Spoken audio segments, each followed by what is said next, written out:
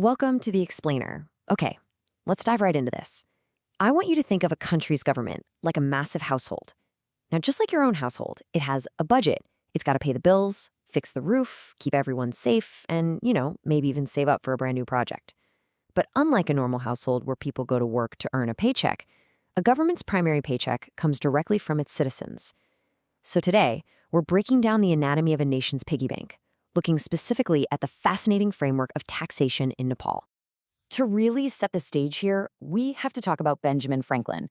He absolutely nailed it with this famous quote. There is simply no escaping it. Taxes are woven into every single step of our lives, literally no matter where you live on the globe. We can't run from them, so we might as well understand exactly how they work, why they exist in the first place, and how they shape the world around us.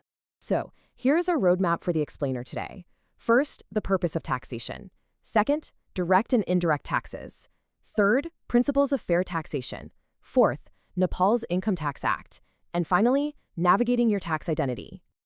All right, kicking things off with Section 1, the purpose of taxation, or in other words, why governments actually need your money. So, why does the government actually need a cut of your hard-earned money? Well, the short answer is that running a country is incredibly expensive. Taxes are not voluntary donations to a charity. They are compulsory contributions required by law. We expect the state to maintain military and police forces for peace and security. We rely on them for daily administration, for building critical infrastructure like roads and bridges, and providing public welfare, things like public schools and hospitals. All of this administration and development demands a massive pool of resources. Just how vital are these taxes to a nation's survival? Well, to put it into perspective, according to our source data, a staggering 89% of Nepal's total public revenue comes directly from tax revenue. Only about 11% comes from non-tax sources, like government fees, fines, or foreign grants. So, the bottom line is that without tax collection, the entire machinery of the state literally grinds to a halt. Moving on to Section 2, direct and indirect taxes, and exactly how they take it. While there are countless specific types of taxes out there, they generally fall into two main buckets. A direct tax is exactly what it sounds like. It hits you directly. The legal responsibility to pay the tax and the actual financial burden fall on the exact same person. Think of your income tax or property tax. You can't just pass that bill to your neighbor. An indirect tax, however, is a bit of a shapeshifter. The government collects the tax from a business, but the business just bakes that cost into the price of their goods, so the ultimate financial burden is actually shifted down the line to you, the final consumer. Value-added tax, or VAT, is a classic example of this. Now, this creates a constant balancing act for policymakers, because neither system is perfect. Direct taxes are highly equitable, meaning the rich pay more based on their ability, but they are deeply unpopular and highly prone to tax evasion. Nobody likes seeing a big chunk of their paycheck vanish. Indirect taxes, on the other hand, are incredibly convenient. You pay them in tiny increments every time you buy a coffee or a pair of shoes, so you barely even notice them. They also have a massive reach, but their major demerit is that they're inequitable. A flat tax on essential goods hits lower-income families much, much harder as a percentage of their total wealth. Which brings us to Section 3, Principles of Fair Taxation. Basically, the rules of the game. So, with all those pros and cons in mind, how does a government design a system that actually works? Think about your own tax bill for a second. Is it easy to understand and pay? To unpack this, we look back to the legendary economist Adam Smith. Our sources highlight his 4 foundational rules, known as the canons of taxation. First up is equity. The tax should be proportionate to the citizen's ability to pay. Second, certainty. The time, manner, and amount of payment have to be crystal clear to everyone, not arbitrary. Third, economy. It shouldn't cost the government a fortune just to collect the tax. If you spend $90 to collect $100, you're definitely failing this canon. And finally, convenience. The tax should be collected at a time and in a manner that is easiest for the contributor to actually pay. Let's zoom in now for Section 4, Nepal's Income Tax Act, and a look at the local landscape. The taxation system in Nepal didn't just pop up overnight. It's evolved pretty significantly over the years. The very first formal Income Tax Act was introduced back in 2017 Bikram Sambat. As the economy grew, administration needed to be faster and a lot more efficient, leading to a second major act in 2031 BS.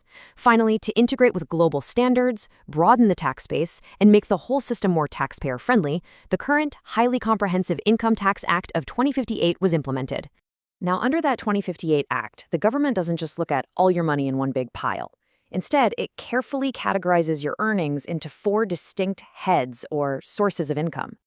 So, what do those four heads actually mean in practical terms? Well, first, there is income from employment. This covers your standard salaries, wages, and bonuses.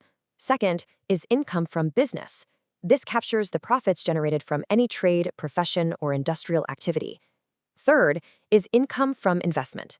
Think of dividends from stocks or rent you collect from a property you own. And finally, the fourth head is casual or windfall gain. This is the fun one: lotteries, prizes, or surprise gifts.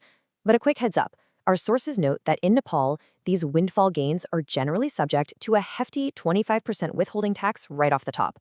And finally, Section 5, Navigating Your Tax Identity, looking at some practical applications.